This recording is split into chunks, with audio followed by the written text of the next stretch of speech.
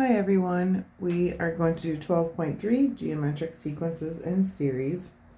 This is just like arithmetic, well kind of, it's the same basic concept, except now we're going to be multiplying to get from one term to the next instead of adding to get from one term to the next. Alright, so for example, let's say you have the sequence 2, -6, 18, -54, 162, so on and so forth. So 8. That was really bad, 8. Alright, so with this one, to get from one term to the next, you could think adding at first, but the numbers are just getting too big too quickly. So what you're doing here is you're multiplying times -3. So multiply times -3. Okay, that's why it goes positive, negative, because negative times negative is positive, so on and so forth. So our a sub 1 here, just like before, a sub 1 is the first term, so a sub 1 is 2. A sub 2 would be -6, so on and so forth.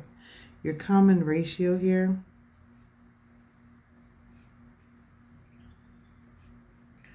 is r equals -3. So r is meant as the common ratio, which is the thing that you're multiplying by to get from one term to the next.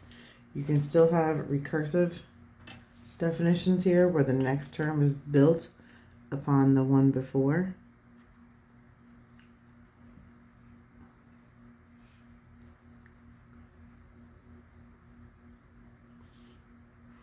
So recursive definition for this one, our a sub 1 would be 2, and then the term after that, a sub n, is just -3 times the term before it, which generically would just be a sub n minus 1. Alright, so looking at number 12, we're going to write out the first 12, just kidding, we're going to write out the first 4 terms and find r.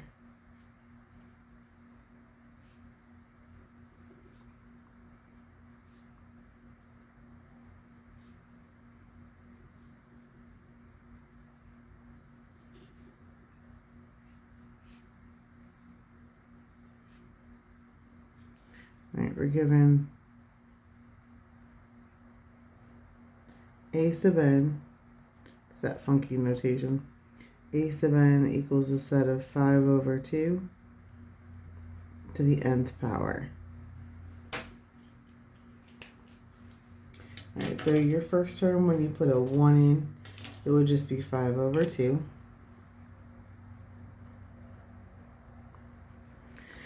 Well, if you put a 2 in there, you're squaring everything. So 5 squared is 25, 2 squared is 4. If you put a 3 in, you're cubing everything. Or just think multiply 5 over 2 times the term before it.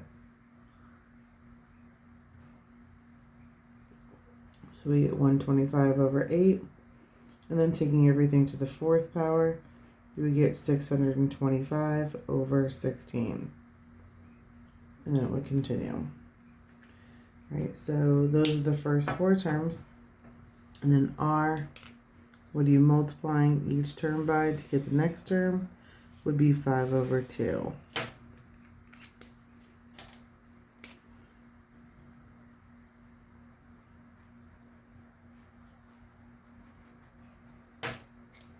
Right, that's number 12. So just like with arithmetic, we had the a sub n definition, like a sub n equals a sub 1 plus n minus 1 times d. Okay, so you have the same deal with geometric, except you have a different equation. So the formula for finding the nth term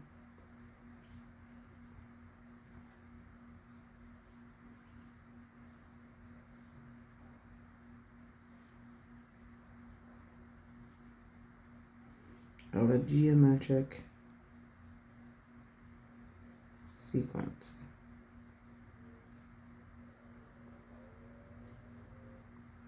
use a sub n equals a sub 1 times r to the n minus 1.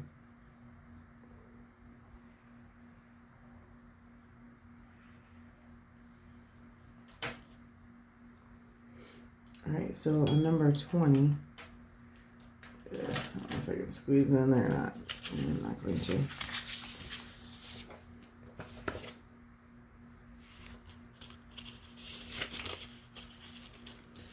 Number 20, we're going to be given an a sub 1 and we're given an r.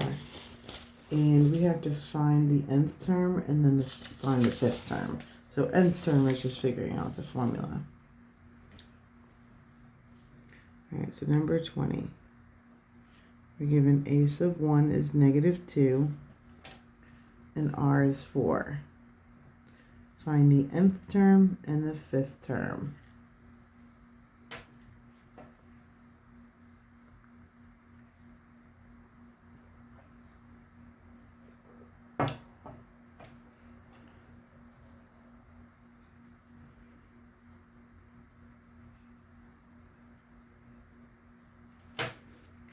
Alright, so our nth term.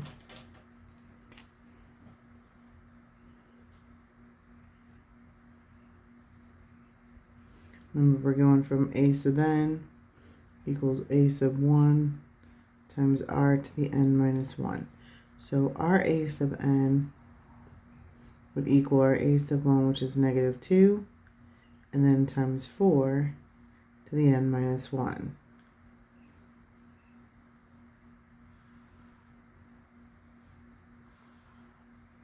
That'll give you your nth term.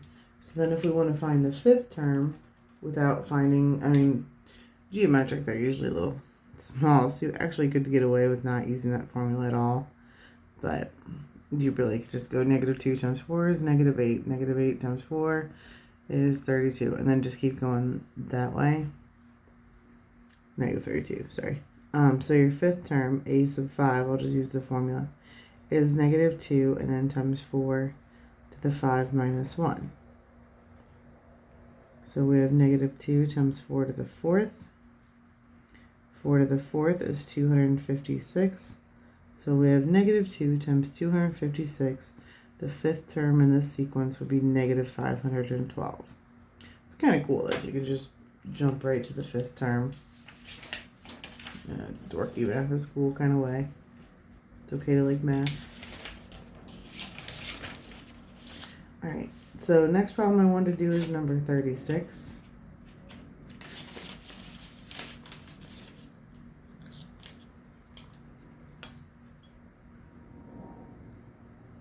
Number 36, just kind of separate these two so we know where one ends and the other begins. On number 36, we have the sequence 4, 1, 1/4, and 1/16. We have to find the nth term, which is just finding the formula.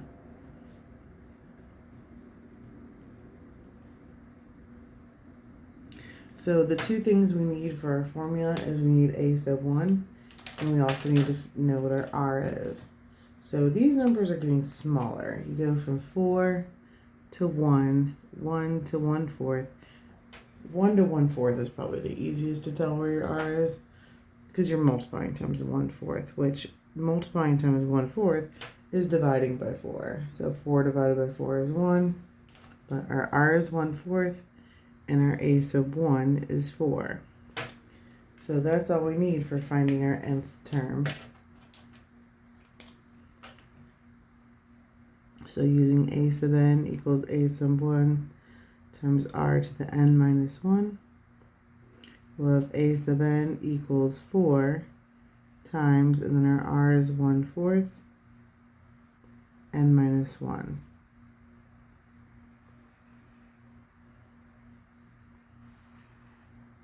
And that's our answer. Alright, now if we wanted to find the sum of the geometric sequence.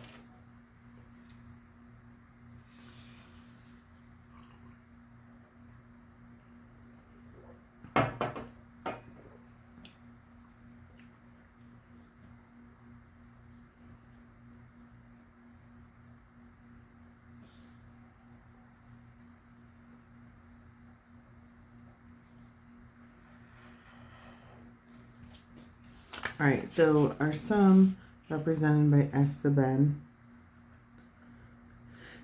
is your first term, a sub 1 plus and then a sub 1 times r to the 1 plus a sub 1 times r to the 2 plus blah blah blah a sub 1 r to the n minus 1.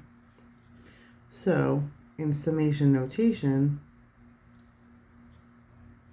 S sub n would be the sum starting with k equals 1 all the way till n of a times r to the n minus 1. That's just writing that in shortcut, because you plug in 1, plug in 2, plug in 3, all the way till you plug in n.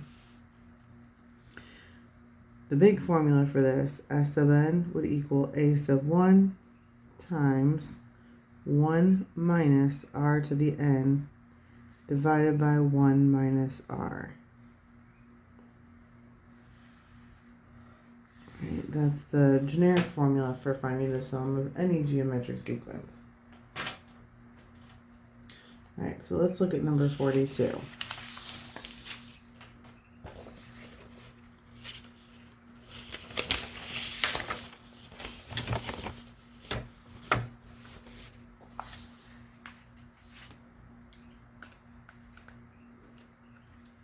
Number 42, we're given a sequence that starts with 3/9. We're going to add 3 squared over 9. We're going to add 3 to the 3rd over 9 plus blah blah blah until we get to 3 to the n over 9.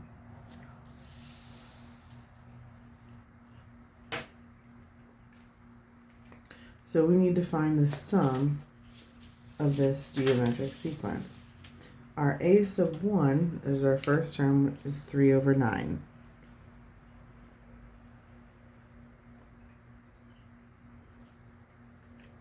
Our r, will we multiplying each time? The thing that increases by is a 3. We have an extra 3 in each one. So we're going to plug these things into our S sub n formula. So generic S sub n equals a sub 1 times 1 minus r to the n over 1 minus r. Like that. Okay, and we're just going to plug in what we know. So the sum of n terms would equal our a sub 1, which is 3/9, times 1 minus 3 to the n over 1 minus 3. You can't cross those out, that doesn't work. But we can simplify. 3/9 is 1/3. The top will just stay. There's nothing you can do about that. You can change the bottom to a -2, and then you can multiply across. 1 times anything will stay, so it'll just be 1 minus 3 to the n. The bottom, 3 times -2, will be -6. So that's our sum formula for the n, for the first n terms in that sequence. And that's all they asked us to do on that problem, because it's an infinite number when you have an n at the end, so you can't really find the sum. Alright, and then one more problem, number 48. This one you actually do find the sum.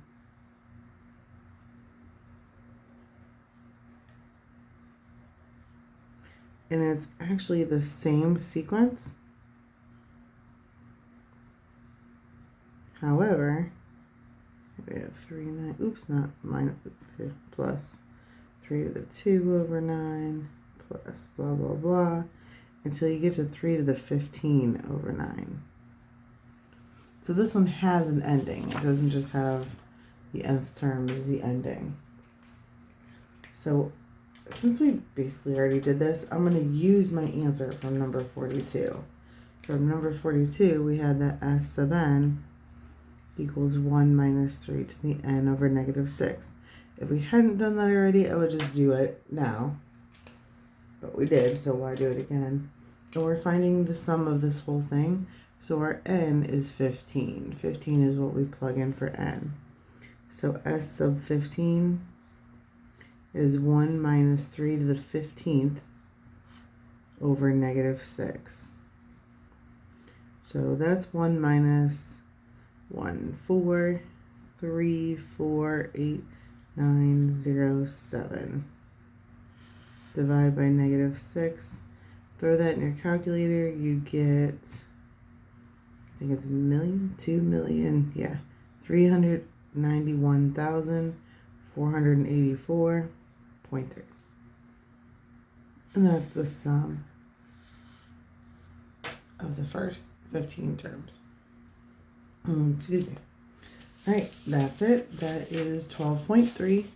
Hopefully you see some similarities between 12.2 and 12.3. The only other one we are going to do this semester is 12.5. So have a great night or day, whatever it is for you. Stay safe.